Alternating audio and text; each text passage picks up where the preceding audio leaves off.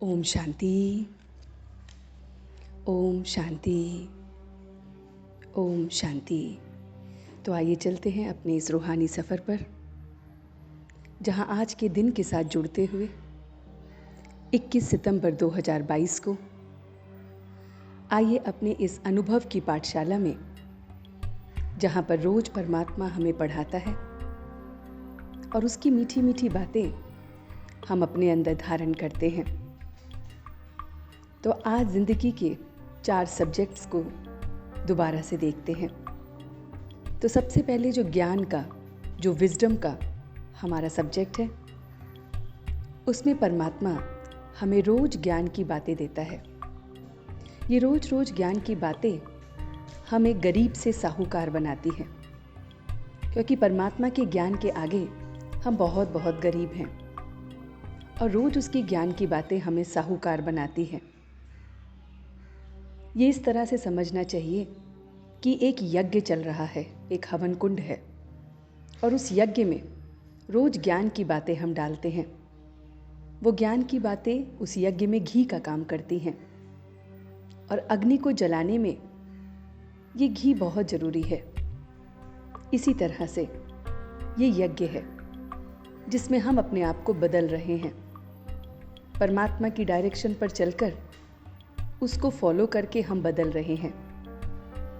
अब अगर हम सोचें कि इस यज्ञ में विघ्न किसके पड़ते हैं, इस यज्ञ में कौन से विघ्न आते हैं, वो हैं हमारा क्रोध, फालतू बातें, अहंकार, हमारे विकार या संग दोष, क्योंकि दूसरों के संग में हम गलतियां करने लगते हैं। फिर परमात्मा के इस यज्ञ में विघ्न पड़ता है, क्योंकि वो तो हमें साहूकार बना रहा है और हम दूसरों के संग में, फालतू बातों में, क्रोध में, अहंकार में, मोह में, इसमें विघ्न डालते रहते हैं। तो दोस्तों, हमें करना क्या है? हमें हमेशा ये महसूस करना है कि मेरे पास 2 पंख हैं, एक ज्ञान का और एक योग का। ज्ञान जो रोज परमात्मा हमें देते हैं उसका पंख, और योग उसको याद करने का पंख। अगर ये आपके दोनों पंख मजबूत हों तो आप हमेशा उड़ती कला को महसूस करोगे, जिसका अर्थ है हमेशा हल्के रहोगे। जिम्मेवारियों से, जिंदगी की समस्याओं से तुम हमेशा हल्के रहोगे। तो है ना दोस्तों, कितना आसान तरीका हल्के रहने के लिए। तो हमें बस महसूस करना है कि हमारे पास 2 पंख हैं, एक पंख है ज्ञान का और एक है योग का। तो ये था हमारा ज्ञान का सब्जेक्ट। अब आते हैं योग के सब्जेक्ट में। योग के सब्जेक्ट में हमें देही अभिमानी बनना है, जिसका अर्थ है सोल कॉन्शियस। अपने शरीर को भूल स्वयं को आत्मा निश्चित कर हमें उस परमात्मा को याद करना है। जी हाँ दोस्तों, ये गुप्त मेहनत है, ये बहुत बहुत गुप्त मेहनत है, क्योंकि हम बहुत गुप्त तरीके से उसे याद करते हैं। उसकी याद ही इतनी गुप्त है कि हमें हल्का रखती है। तो क्यों ना गुप्त तरीके से, जैसे अपने प्रेमी को कोई याद करता है तो प्रेमिका अपने प्रेमी को बहुत गुप्त तरीके से याद करती है, इसी तरह से हम अपने परमात्मा को क्यों ना गुप्त तरीके से याद करें, क्योंकि वो परमात्मा गरीब निवाज है। वो गरीबों पे भी खुश होता है और बड़ों पर भी। वो हमें अपने जैसा बनाना चाहता है। वो निरअहंकारी है, निराकारी है, हमारा दाता है। तो ऐसे परमात्मा के साथ हम क्यों ना गुप्त तरीके से प्रेम करें, उसको याद करें। अब आते हैं अपने तीसरे सब्जेक्ट में, जो है सेवा। सेवा के सब्जेक्ट में हमें जो भी परमात्मा ज्ञान देते हैं वो औरों को बांटना चाहिए।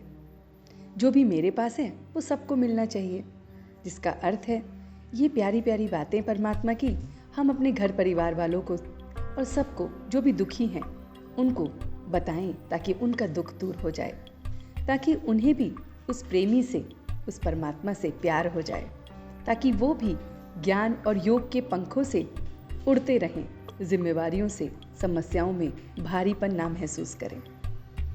अब दोस्तों, अगला जो सब्जेक्ट है वो है धारणा का, और इसमें अर्थ है कि हमें क्यों धारण करनी चाहिए बातें, क्यों हमें बातों को अपनी लाइफ में लाना चाहिए। दोस्तों, इसके लिए एक उदाहरण आज दिया गया है, एक सर्प का। जैसे सर्प अपनी खाल बदलता है, अपनी खाल छोड़ता है और नई लेता है। ऐसे ही परमात्मा हमारी ये पुरानी खाल जो विकारों की है, जो हमारे अहंकार फालतू बातों की है, उसे निकाल रहा है। तो है ना कितनी कमाल की बात।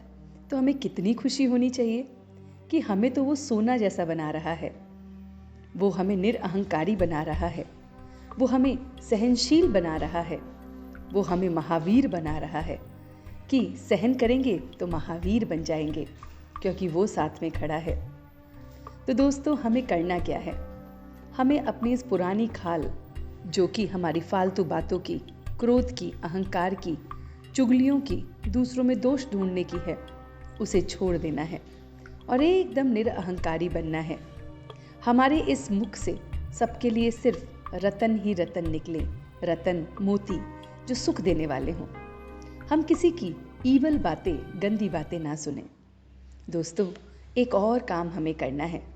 जैसे प्रकृति की हलचल में आत्माएं चिल्लाती हैं, जिसका अर्थ है प्रकृति किसी न किसी को किसी न किसी समय दुख देती है, तो फिर आत्माएं चिल्लाती हैं, रोती हैं, पीटती हैं।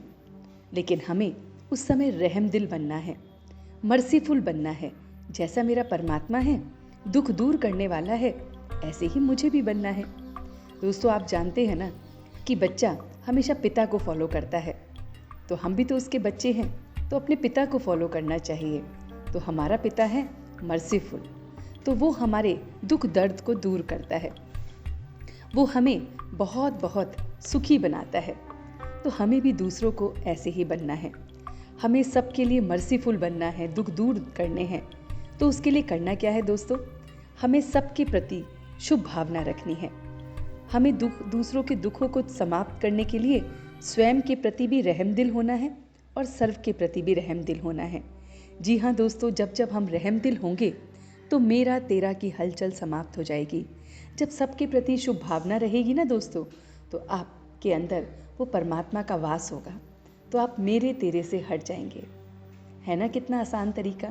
तो क्यों ना अपने ज़िंदगी के इस सफ़र में दोस्तों इन चारों सब्जेक्ट्स को अच्छी तरह से पढ़ते हैं, इम्बाइब करते हैं और परमात्मा के समान बन जाते हैं। So thank you so much for listening and watching till the end. See you tomorrow. Om Shanti.